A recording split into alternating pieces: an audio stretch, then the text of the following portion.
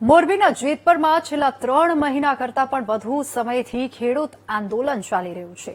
સરકારે વળતરના નિયમો બદલ્યા, પરંતુ ખેડૂતોને તે માન્ય નથી। તેવામાં હવે આ આંદોલનમાં ખેડૂતોને દેશના વિવિધ રાજ્યોનો સપોર્ટ મળી રહ્યો છે, સાથ મળવાનું પણ શરૂ થઈ ગયું છે। ઉત્તર પ્રદેશ પછી હવે મહારાષ્ટ્રના ખેડૂતો જેતપરના ખેડૂતોની સાથે આવ્યા છે।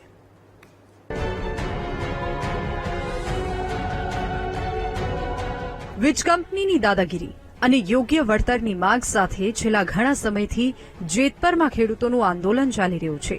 ખેડૂતો 400% વળતર અથવા વીજપોલ દીઠ દર મહિને 30,000 ભાડા જેવી માંગ કરી રહ્યા છે।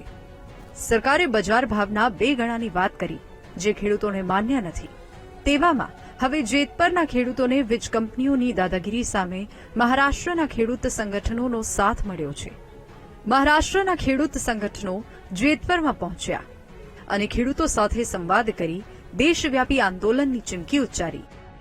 लेकिन जब हमारे जमीन से तुम्हारे लाइट के खंभे जाएंगे, उनके वायर जाएंगे, तार जाएंगे, बिजली जाएगी, तो हमारी जो लैंड है वो प्रभावित हो रही है और इस जमीन में हम कोई खेती नहीं कर सकते। तो इसका नॉन यूज हो रहा है। हमारी तुम एक्विजिशन नहीं करते, लेकिन ये आप इस्तेमाल करेंगे और हमारे इस्तेमाल के बाद हमारी जमीन तो खराब होने वाली है और ये हमारे उपयोग की नहीं रहेगी।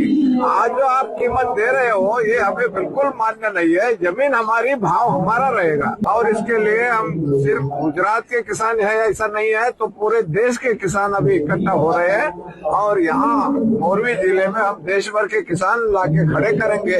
મુદ્દો અહીં ખેડૂતોની માંગણીઓનો છે। ખેડૂતો કોઈ પણ એંગલથી ખોટા નથી, પરંતુ લાગે છે સરકારને કંપની રાજ ગમે છે। લાગે છે કૃષિ પ્રધાન દેશ હવે માત્ર કહેવા પૂરતો જ રહી ગયો છે, નહીંતર ખેડૂતોને આવા દિવસો જોવા ન પડ્યા હોત। હાલ તો જેતપરના ખેડૂતો અંતિમ ક્ષણો સુધી લડી લેવાના મૂડમાં છે। તેવામાં જોવાનું એ રહેશે કે મહારાષ્ટ્રની સાથે સાથે અન્ય રાજ્યના ખેડૂત સંગઠનોનો સાથ ક્યારે મળે છે અને સરકારને ખેડૂતોની તાકાતનો પરચો ક્યારે મળે છે। દેવ સનાડિયા, વીટીવી ન્યૂઝ, મોરબી।